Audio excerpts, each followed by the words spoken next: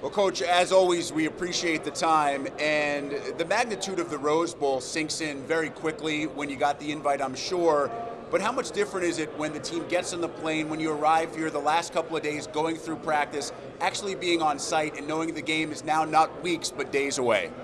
It's been exciting. Our players have really enjoyed it. Obviously, the trip out here, getting adjusted to the time, getting adjusted to the weather is different.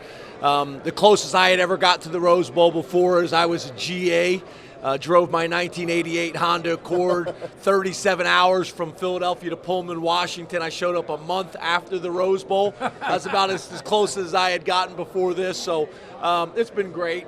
We've been treated extremely well. Our players have enjoyed it, but we are trying to get adjusted to the weather and the time.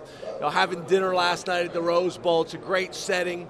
3 years ago when I took the job, I came and did some media responsibilities for the national championship game. I think it was Florida State and Auburn. So I got a chance to take some of it in at that point. But great venue, great opportunity. Talking to a couple players before we talked to you and about the great season that you had, and they said, it really started, last spring, last summer, and we just had a belief in what we're doing. And then at one point, you had 2 losses on the year. How did you hold them together? This place, we've had so much adversity that we've really overcome, and I think it's one of the better stories in college football.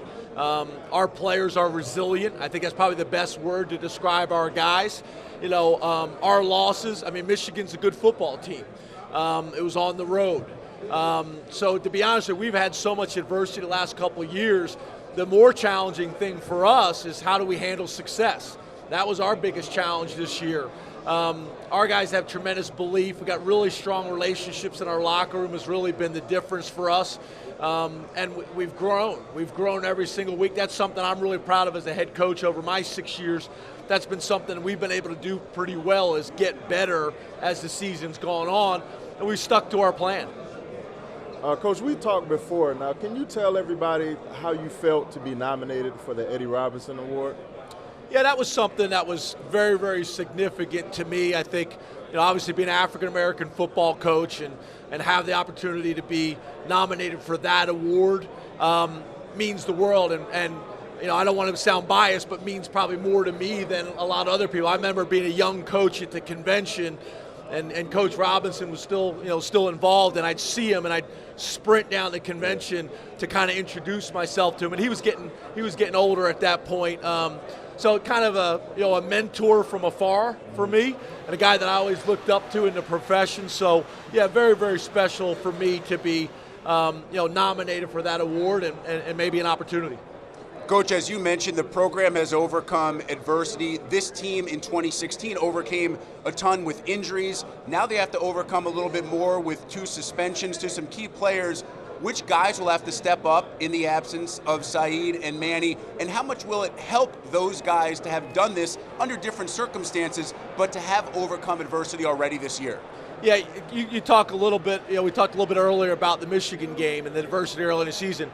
People forget that in that game we were playing our 5th team middle linebacker.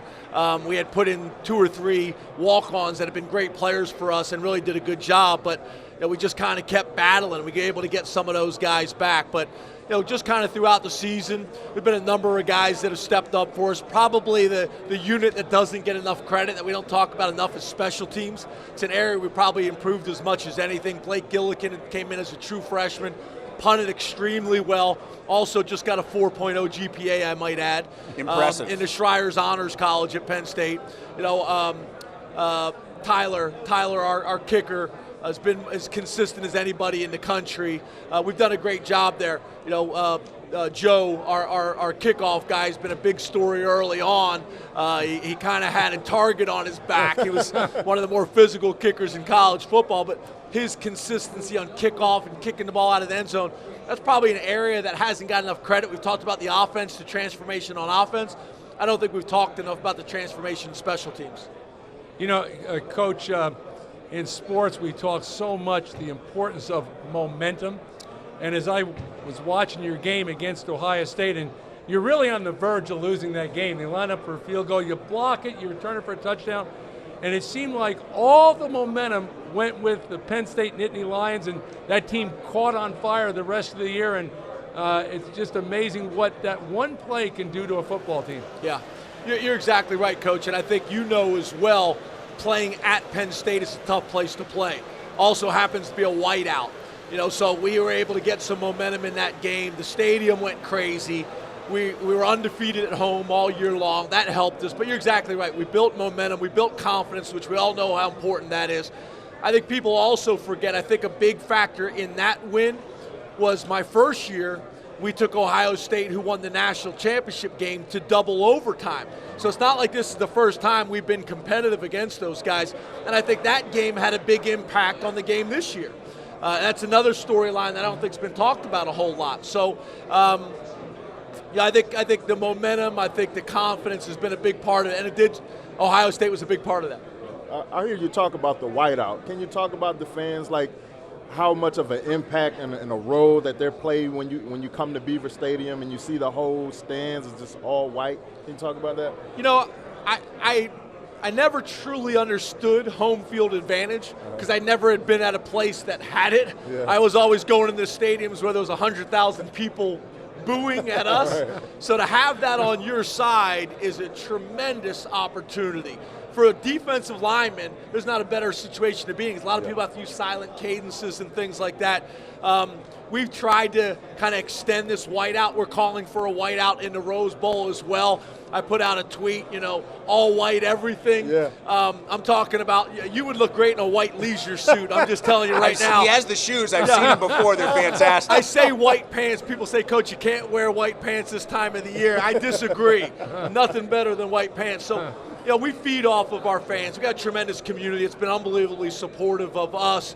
We take a lot of pride in representing that community. So it's a big part. I think we'll represent really well, come Monday.